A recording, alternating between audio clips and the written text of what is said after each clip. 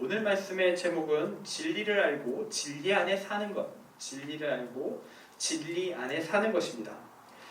지난주 이제 13절까지의 말씀을 봤고요. 정확히는 14절까지 읽었는데 실제적인 내용은 13절까지이기 때문에 13절까지 말씀을 통해서 이 사도 바울은 이제 참된 믿음이란 뭐냐, 그리스도인이 가져야 될 참된 믿음은 무엇인가, 그리스도인이란 어떤 존재인가, 그에 대해서 함께 설명을 해주면서 가르쳤습니다.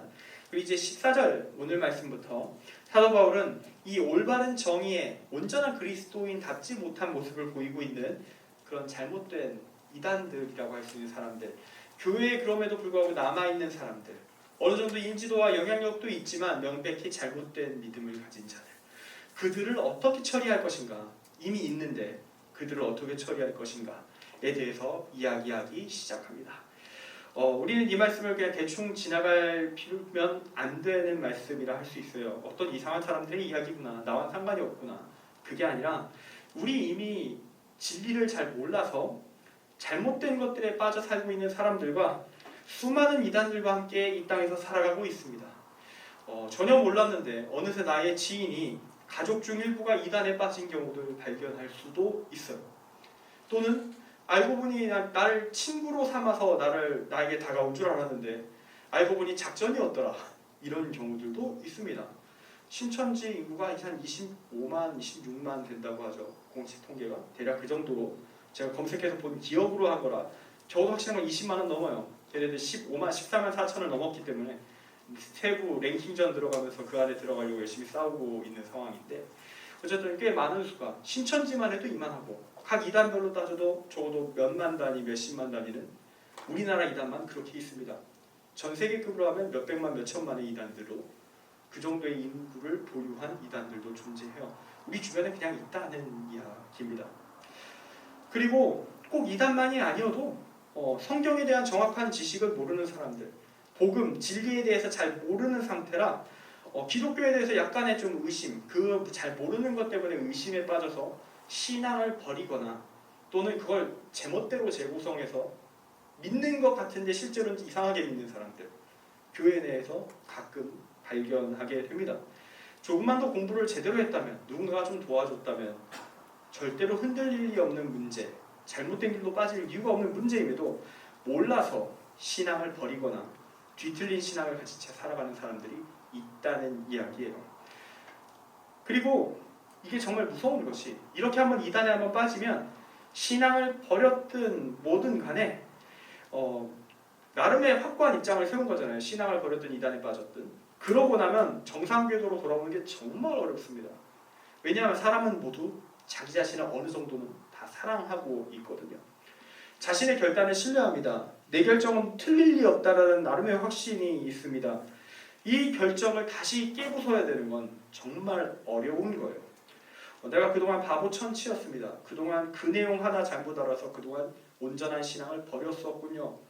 제가 미쳤었나 봅니다. 이걸 인정해야 되는 거예요. 만약 그 기간이 길면 길수록 회복이 어렵습니다.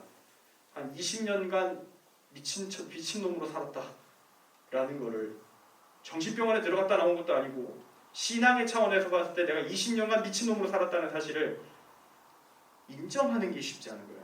알더라도 거부하고 싶은 거예요. 설사 절대로 그럴 리 없어. 내가 맞았을 거야. 지금 이 부분에 허점이 드러났을지라도 내가 맞아!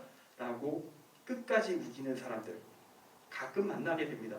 제가 논쟁이나 이런 것들을 통해서 가끔 그들과 싸우게 됐을 때 마지막 최후에 버럭버럭 소리 지르면서 그럼에도 내가 옳다 라고 외치는 사람들 가끔 만나본 적이 있거든요. 이런 사람들과 토론할 기회가 별로 없기 때문에 가끔 만나는 거지, 만나면 마지막 결과물은 항상 그렇습니다. 그들은 그렇다고 해서 신앙을 버리진 않아요. 그들의 모든 논리를 불수해도 마지막 끝까지 자신의 주장을 살립니다. 왜냐? 그동안 허비한 나의 인생이 너무 아깝거든요.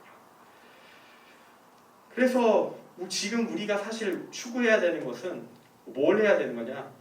소 잃고 외양간을 고치기 전에 나의 외양간을 완벽하게 보수하는 것, 내 믿음을 완벽하게 세우는 것에 사실 좀 주력해야 됩니다. 그들을 되돌리기 위해서이기 전에 내가 잘못된 길에 빠지지 않기 위해서 나를 강인하게 온전한 진리 안에 세울 필요가 있다라는 거죠. 그 유지 보수를 위해서 이 13절까지의 말씀을 통해서 사도 바울이 외친 겁니다. 진짜 믿음이 무엇인가? 그리스도인이란 누구인가? 그리고 이미 예전에 외양간을 뛰쳐나온 소들이 있습니다. 그리고 그 소들 때문에 요동치고 있는 소들과 또 다른 외양간 안에 있는 소들 보호하기 위한 조치를 이제 세부적으로 더 들어가는 것이 24절 이후의 말씀입니다.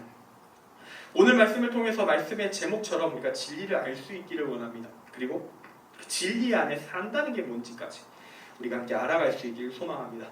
참고로 오늘 말씀은 제가 자주 쓰는 첫째, 둘째, 셋째가 없습니다. 오늘 하나로 한 메시지로 쭉 갑니다. 진리 안에 진리를 알고 진리 안에 사는 것 기억해 주시고요. 이제 본격적으로 말씀의 내용으로 들어가겠습니다. 오늘 말씀의 시작, 이 14절은요.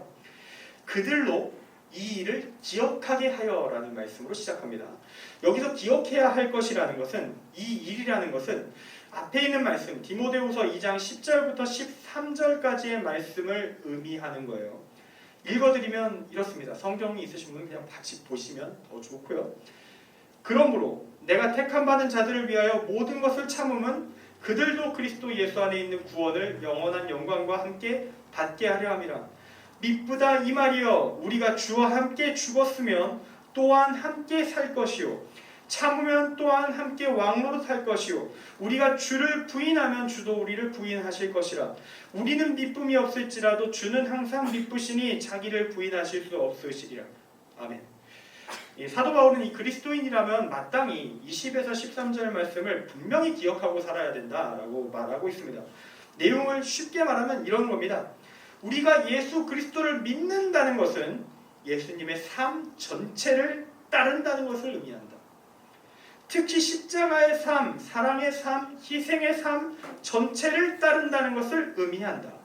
이 십자가 없이는 부활이 있을 수 없음을 우리는 믿는다. 이게 참 중요한 거예요. 사도 바울은 지금 이 진리를 분명하게 인식할 것을 사람들에게 요청하고 있는데 이유가 있습니다.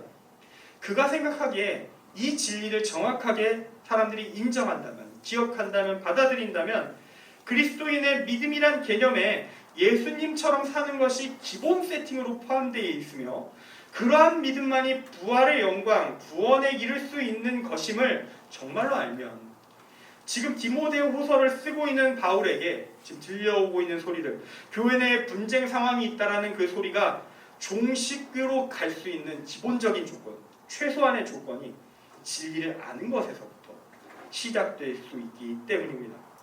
사도 바울의 표현에 따르면 이 디모데가 목회하던 교회인 이 에베소 교회에는 말다툼, 성도들 사이에 분쟁과 충돌이 있었습니다. 이게 단순한 감정 싸움의 문제가 아니었어요. 왜냐하면 한쪽 진영에서 잘못된 주장을 하고 있는데 한쪽 진영에서 이것이야말로 참된 진리다. 잘못된 건데, 명백히 잘못된 건데 그럼에도 불구하고 나는 아니다. 이게 진리라고 믿는다. 하면서 우기고 있는 상황이었기 때문입니다. 그리고 놀랍게도 그들의 주장을 따르는 자들이 점점 늘어나고 있었어요. 이 문제는 그냥 권력 싸움에서 어느 조직이 이겼다 졌다 이런 개념의 문제가 아닙니다. 왜냐하면 이건 구원의 진리와 연관된 싸움이잖아요. 그러면 잘못된 길에 빠진 사람들은 어떻게 될까요? 다 함께 지옥으로 달려가는 거죠. 그게 무서운 겁니다. 정말 무서운 거예요. 왜냐? 이 사람들 그럼에도 교회에 남아있잖아요. 나 하나님 믿어요. 나 교회 다녀요. 근데 죽고 나니까 너 지옥. 이게 얼마나 처참한 짓입니까? 차라리 안 믿고 말지 이럴 바에는. 얼마나 많은 시간과 노력과 돈을 교회에 헌신하며 투자했는데 그는 그렇게 생각해. 투자라고 생각하겠죠. 그거를 지옥으로 응답받는다. 안 믿는 게 차라리 나은 결과를 낳게 되는 겁니다. 사도 바울은 이런 현실 속에서 교회의 최고 리더인 디모데가 할 일이 있다고 얘기합니다. 디모데에게 정확하게 중심을 잡을 것을 요청해요. 디모데는 가장 뛰어난 전문가 중 한 사람이었습니다. 그는 에베소 교회는 물론이고요. 바울이 살아가던 그 시대 전체를 통틀어서 사도들을 제외하고 하나님의 말씀에 대한 최고의 전문가입니다. 사도 바로 다음 단계 정도 레벨에 속한 그런 뛰어난 전문가예요. 그러므로 그는 역할을 수행해야 됩니다. 온전한 역할을. 분쟁의 상황에서 진리의 말씀을 완벽하게 분별해야 할 책임이 그에게 있습니다. 지성으로 이성으로 정확히 이게 진리다라고 단호하게, 강력하게, 확실하게 선포해서 뭐가 옳고 그른지를 밝혀줄 책임이 그에게 있는 거예요. 근데 이런 지성의 책임만 있다고 하지 않습니다. 오히려 더 중요한 게 있다고 얘기해요. 복음, 믿음, 십자가, 부활, 기독교가 갖고 있는 이 구원의 길에 대한 진리는 지성, 영성과 같은 정신적인 요소만 담고 있는 것이 아니에요. 인생을 담고 있습니다. 삶을 담고 있어요. 그 중에 가장 위대한 인생의 표본이 바로 예수님의 십자가입니다. 이 삶을 담은 진리를 수호하면서 선포하면서 가장 최일선에서 그것을 말하고 따르는 교회의 리더인 디모데는 그가 가르치는 내용, 그 진리의 내용대로 그 누가 보더라도 시비를 걸려고 작정한 사람들이 보더라도 이 사람 흠잡을 게 없다, 부끄러울 것이 없다라고 불릴 만한 하나님의 일꾼으로 인정된 자로서의 모습을 보여줘야 돼요. 하나님 앞에 자신을 드려야 된다라고 말합니다. 완벽한 삶을 너 말로만 가르치지 말고 너의 삶으로 완벽하게 보여라.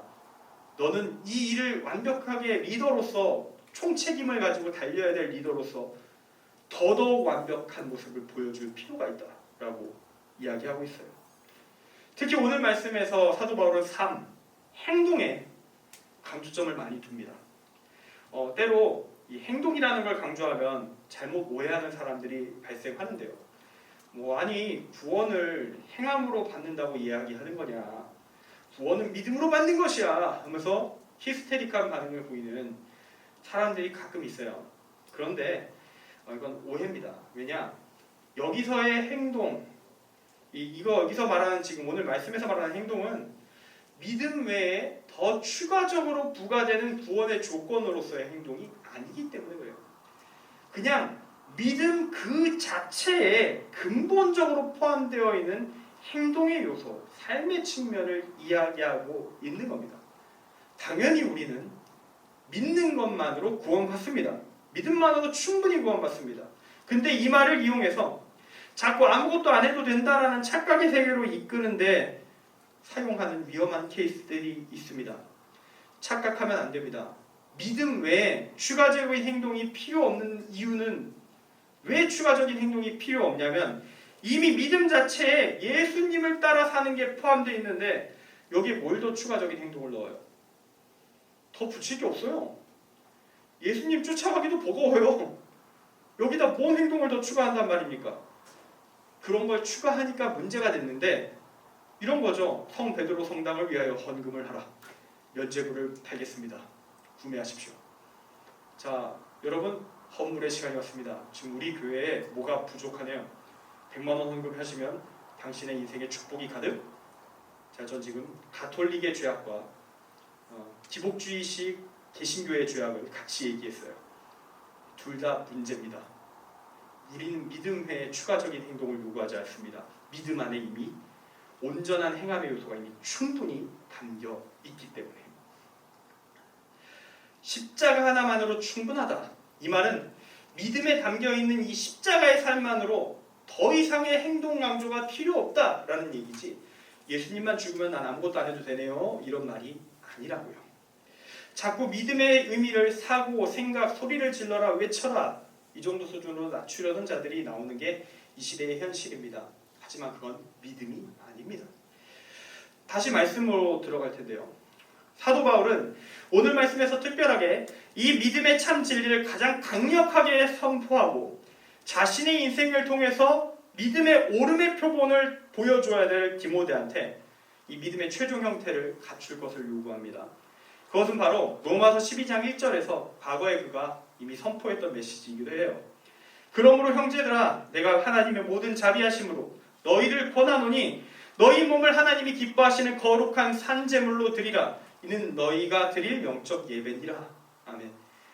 그리스도인의 예배에 대한 가장 좋은 말씀 중 하나인데, 하나님께서 우리를 죄악에서 구원하시기 위해 하나님이 기뻐하시는 거룩한 산제물이 되셔서 십자가를 지셨고 죽으시고 부활하셨듯이 디모데 너도, 너 역시 예수님과 같이 산제물의 삶을 살아라. 너의 삶을 그러한 예배로 내어 놓아라, 하나님 앞에. 부끄러울 것이 없는 일꾼으로 인정된 자로 자신을 하나님 표 앞에 드리기를 힘쓰라. 그게 그리스도인이다 라고 말하고 있는 거예요. 자, 이제 좀 정리를 또 해보고 질문을 좀 던져봅시다. 왜 계속 믿음의 내용에서 삶을 강조하고 있을까요? 왜냐하면 당시의 이단이 삶을 폐기해도 대충 막 살아도 구원받는데 아무 문제 없다라는 주장을 펼치고 있었기 때문입니다. 그리고 여기에 많은 이들이 당연하게도 많이 현혹됐어요. 17절 말씀에 악성 종양이 퍼져나가는 것 같다라고 합니다. 엄청 빨리 퍼졌다는 얘기예요. 당연한 겁니다. 사람은 다 편한 거 좋아합니다. 최대한 아무것도 안 하고 모든 것을 누릴 수 있다면 너무나도 행복할 것입니다. 솔직하게 저도 좋습니다. 일 안 하고 뭔가 할 수 있으면 참 좋을 것 같아요. 다 혜택을 누릴 수 있다면. 그런데 그게 그냥 주는 거면 진짜 공짜면 괜찮은데 이게 사기면 문제가 심각해지죠. 그냥 주는 줄 알았는데 알고 보니까 내 인생이 저당 잡혔어. 이걸 받음으로 인해서 알고 보니까 숨겨진 할부금이 왕창 있어. 난 이제 몇 년 동안 이거 갚다가 끝장나야 돼. 또는 언제 보니까 조용히 어디 작은 거에 뭔가 써야 있어. 염전 노예로 계약되었습니다. 이런 게 기록돼 있어. 계약서래. 법적으로 문제가 없대. 아, 가야 되나? 사기를 당하면 문제가 심각한 거예요.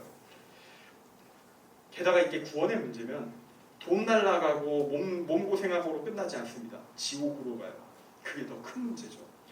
16절 말씀을 보면 이 이단에 빠진 자들의 주장이 망령되고 헛된 것이라고 해요. 그냥 이것도 상당히 점잖게 쓰셨다. 욕을 퍼부었다라고 보면 됩니다. 사도 바울이 지금 그들을 향해 욕을 퍼붓고 있다. 그리고 이 말이 더해집니다. 그들의 주장을 따르면 뭔 일이 발생하느냐. 경건하지 아니하며 점점 나아가게 된다. 너희들의 인생이 엉망진창이 된다.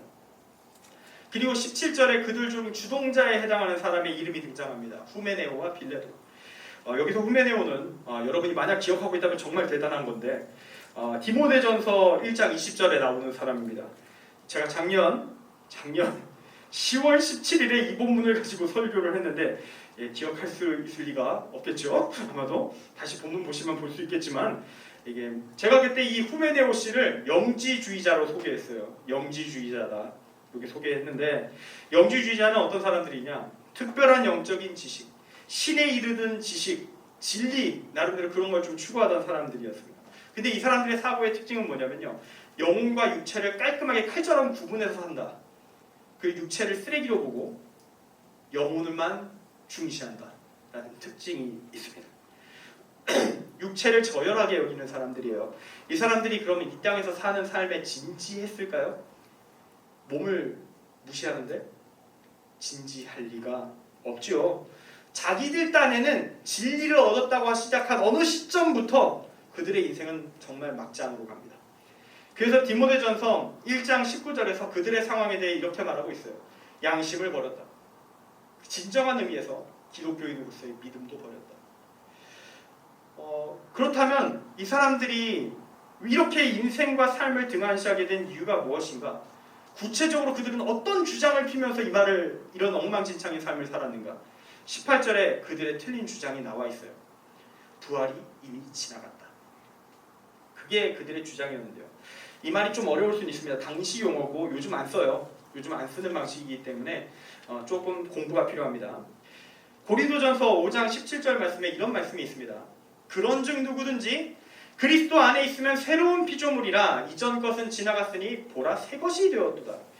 우리는 예수 믿고 새 사람이 된다는 말을 많이 합니다. 예수 믿고 거듭난다, 다시 태어난다 라는 표현 자주 씁니다. 근데 이 말이 그렇다고 해서 우리가 예수님을 딱 믿는 순간 부활을 직접적으로 당장 경험한다는 얘기는 아니잖아요. 갑자기 자 예수를 믿었습니다. 믿음이 확정되었네요. 갑자기 여러분 다음에 탈피하십니까? 갑자기 껍질이 벗겨지고요. 막 전신이 막 하얗게 빛나고 막 그러십니까? 그런 경험 해보신 분 있을 리가 없잖아요. 존재하지 않는 얘기입니다. 그건 나중에 우리 죽고 나서 주님 재림하실 때 제가 표현한 것 그 이상으로 아름답게 뭔가 변화가 있긴 하겠지만 지금은 안 일어날 얘기예요. 이런 말 아닙니다. 그런 부활 아까 말했듯이 재림할 때 경험할 거예요. 이 거듭남에 대한 표현은 어떤 얘기를 하는 거냐면요. 예수를 믿는 자는 어떤 삶의 변화를 겪게 되느냐 그리고 어떻게 겪어야만 하느냐 가장 강력한 표현으로 설명하는 겁니다. 새롭게 태어나는 수준으로 삶이 바뀌는 거다. 존재가 뒤집어지는 거다. 죄인이 의인으로 바뀌는 정체성의 전환이 있다. 그 삶의 변화를 극적으로 표현하기 위해서 거듭났다. 새로 태어난다. 어머니 뱃속에 들어갔다 다시 태어났다. 라고 말을 하는 겁니다. 너가 예수 믿고 정말로 죄로부터 구원받았다면, 부활이 내게 주어질 것을 믿는다면 그 부활이 이미 지금 이루어진 것처럼 살아라. 새로운 존재로 살아라. 이게 거듭남에 대한 성경에서 말하는 정확한 해석인 거예요. 그런데 아까 말한 이 이단들, 영지주의자들, 육체를 멸시하고 영혼에 관해만 관심이 있던 이 사람들, 이 거듭남에 대한 말씀을 어떻게 받아들였느냐? 안타깝게도 이 사람들은 복음서가 말하는 예수님께서 새롭게 있게 되시는 이 부활의 육신에 대한 이야기 전혀 이해하지 못했어요. 받아들이지 않았습니다. 왜냐? 그들 입장에서 육신은 쓰레기인데, 이 육신은야말로 버려야 될 찌꺼기인데 무가치하고 이 더러운 걸 왜 또 새로 입어? 새 것이어도 소용없어. 육신이잖아. 이게 그들의 마인드였기 때문에. 그러니까 고린도전서 15장 44절에서 사도 바울은 이렇게 말하거든요. 부활에 대해서. 육의 몸으로 심고 신령한 몸으로 다시 살아나니 육의 몸이 있은즉 또 영의 몸도 있느니라. 이것도 못 받아들여요. 여기서 나오는 부활의 육체, 영의 몸도 못 받아들여요. 몸이라는 말 자체가 싫은 거예요, 이 사람들은. 그래서 이 영주주의자들은 자신이 갖고 있었던 이 영주주의라는 이 선입관을 완전히 바닥에 깔고 자신의 사고의 기본 정체성으로 세운 다음에 기존의 관념을 절대로 버리지 않고요. 이 관점 안에서 성경을 봅니다. 하나님의 말씀 중에서 그렇게 받고 싶은 것, 내가 챙겨 먹고 싶은 것만 딱딱 땡겨오고 필요에 따라서 제멋대로 내 맘대로 성경을 고쳐요. 일부는 버려요. 성경 27권, 신약성경 27권이 왜 선택됐느냐? 영지주의자들이 워낙 날뛰어가지고요. 이 성경은 버릴 거고 이 성경만 쓸게요. 막 이런 식으로 난리를 치니까 안 되겠다. 우리 공식적으로 교회가 성경책을 정해야만 한다 하면서 계속 교회들이 논의하고 정해서 현재 우리 27권이 내려오는 거예요. 얘네들이 워낙 날뛰어서 성경책이 확정적으로 27권이 딱 깔끔하게 나오는 것도 있어요. 이 역시 하나님의 뜻이겠죠. 이러한 왜곡을 시도할 때, 이렇게 영지주의자들이 성경 왜곡을 시도할 때 그 왜곡의 결정체가 바로 오늘 말씀에 나오는 이 부활이 이미 지나갔다는 말이 그 왜곡의 결정체입니다. 이들은 예수 믿는 자들이 거듭났다는 말, 부활이 이미 이루어진 것처럼 새로운 피조물이 된 것처럼 이 땅에서 그렇게 살아야 한다라는 이 메시지를 어떻게 재구성하냐면요. 예수를 믿는 순간 우리에게 부활이 이루어지는데 어떻게? 육신 말고 내 영혼만. 내 영혼만 진리와 영적인 지식을 얻어서 영혼만 부활한다야. 영혼은 새롭게 되는 거야.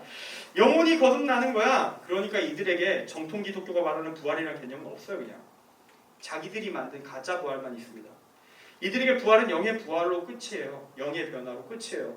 인간의 영과 육족에 놓고 내 영이 특별한 초월적인 존재로 나와가는 것, 그것만을 진리로 여겼습니다. 그들은 예수님도 이렇게 생각해요. 이 관점에서 예수님을 바라보면 어떤 예수님이 나오냐면요.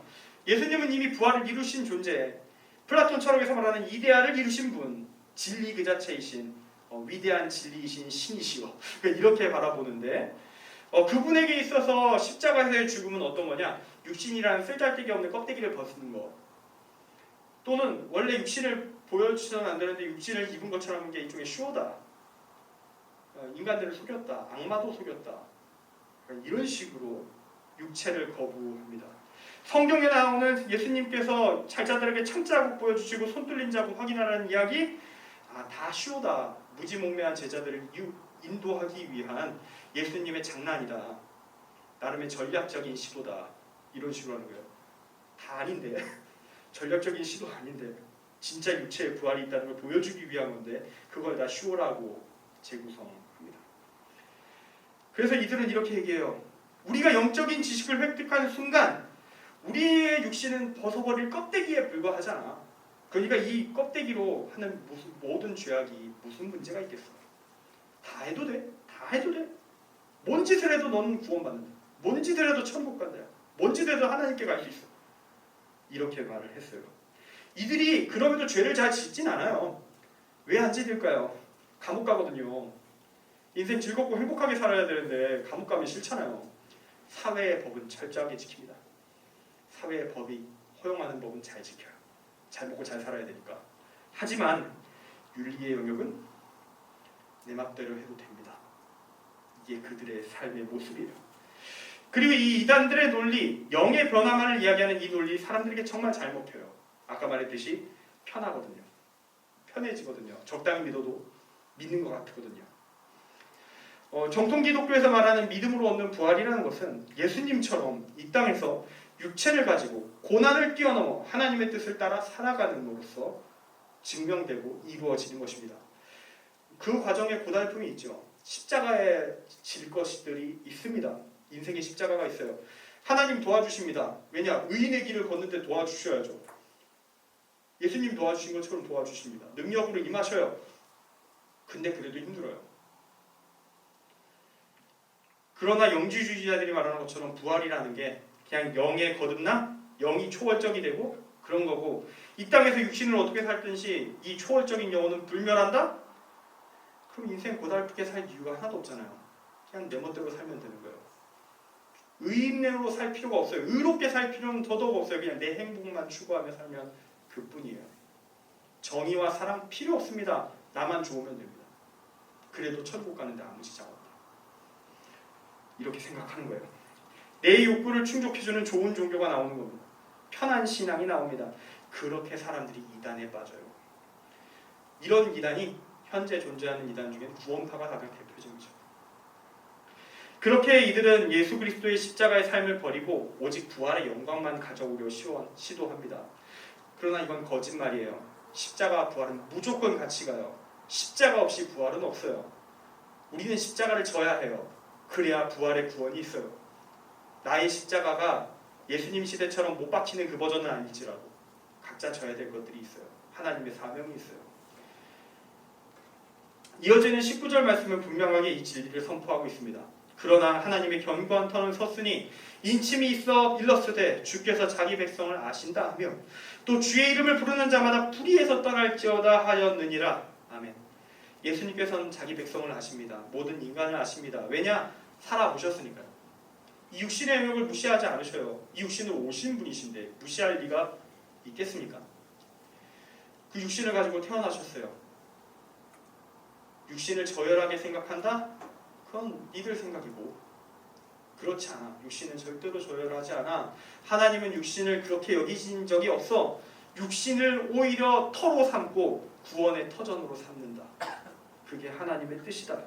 육신으로 오셔서 십자가의 삶을 통해 인간인 이 육신과 영혼이 결합되어 있는 영육 혼합체인 인간에게 부활의 구원을 제시하신 주님. 그 예수님을 믿음으로 나의 주인이라고 부르는 자들은 절대로 육체의 삶을 무시하지 않습니다. 절대로 불의한 삶을 용납하지 않습니다. 그리고 20절부터 21절 말씀에서 다시 한번 깨끗한 삶에 대한 강조가 들어갑니다. 금그릇, 은그릇, 남그릇, 질그릇이 있습니다. 분명 금그릇이 가장 귀하긴 하겠죠. 돈이 나갈 겁니다. 그러나 어느 쪽이든 어떤 상태일 때 쓰임받을 수 있는가? 깨끗할 때 쓰임을 받는다는 거예요. 영지주의자들은 이렇게 생각했어요. 나는 금그릇이다. 영적 초월의 진리를 얻었으니 나는 금그릇이다.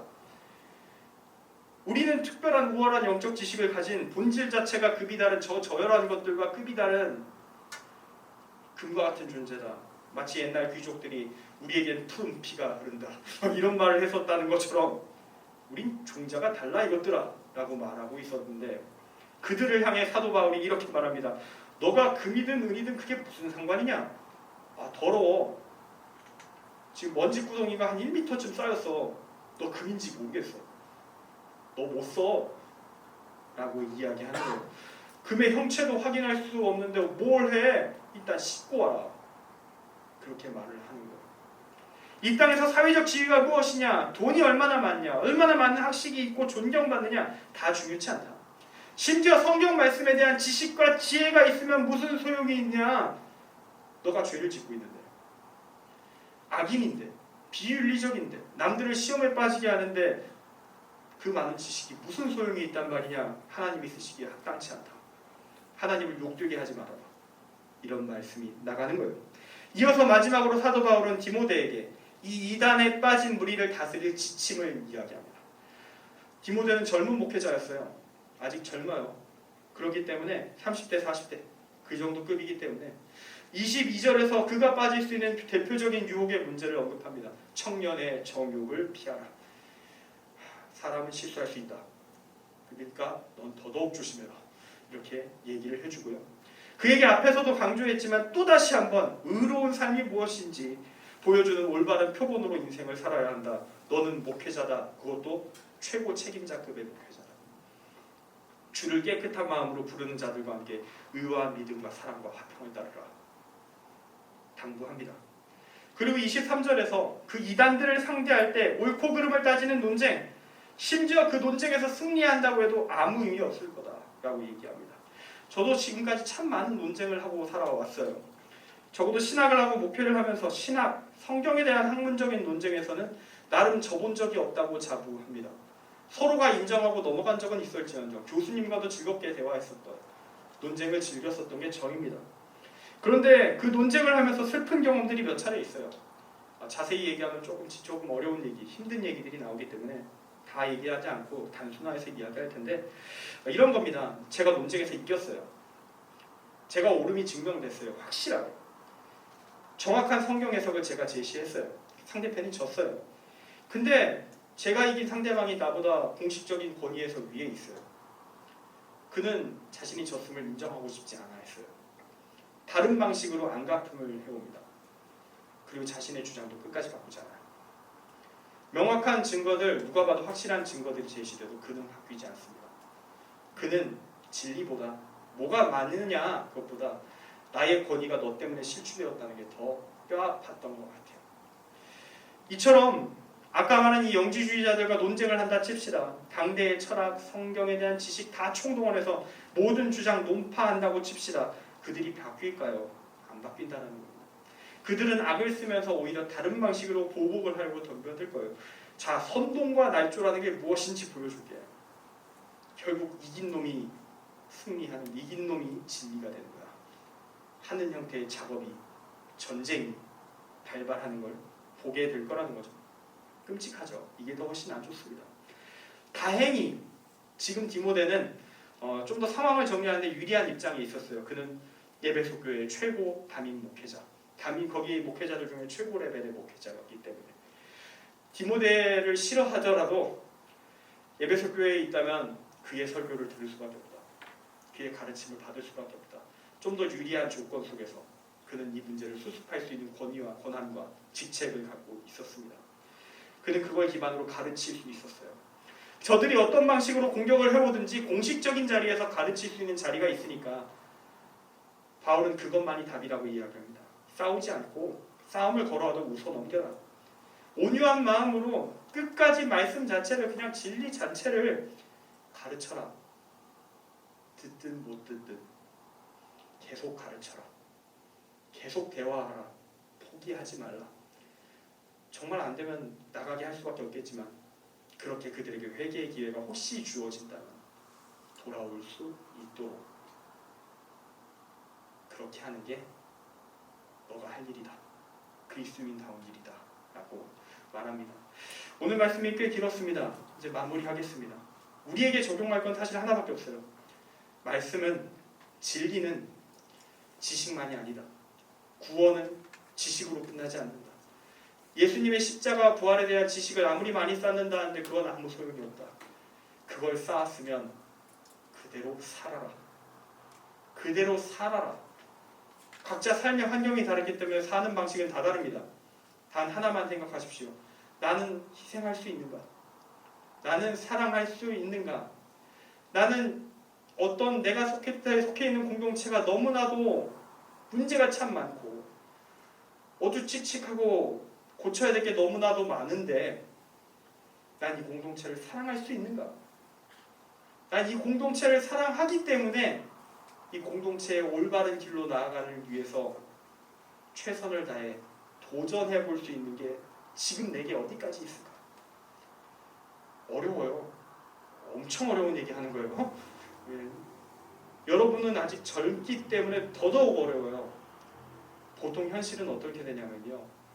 위로 올라간 다음에야 바꿀 수 있습니다. 어느 공동체를 여러분이 진짜 그것을 추구하고 그 어떤 형태의 조직에서 살기를 원하고 어떤 꿈을 갖고 있고 어떤 영역에서의 삶을 추구하지만 현실은요 맨 위까지 올라간 다음에 그때 내가 그 위에 올라간 상태임에도 깨끗해야 바꿀 수 있어요. 현실은 그렇습니다. 그래서 중간에 하차하는 자가 너무나도 많은 거예요. 중도로 하차한 사람이 너무 많아서 다들 그럼에도 주님 저 부족하지만 구원받게 해주세요. 이렇게라도 남으면 참 다행이에요. 그게 우리의 현실입니다. 그럼에도 불구하고 여러분이 청년이기에 저도 역시 그 젊은 길을 걷고 있기 때문에 같이 함께 걸어갈 수 있었으면 좋겠습니다. 그래야 이 세계가 바뀔 겁니다. 이 땅이 바뀔 것이고 이 교회도 더 온전하게 하나님이 원하시는 든든하게 수행하가는 영광의 교회까지 좀 더 나아갈 수 있을 거예요. 기도하겠습니다. 우리 찬양하고 기도하고 마칠 텐데요.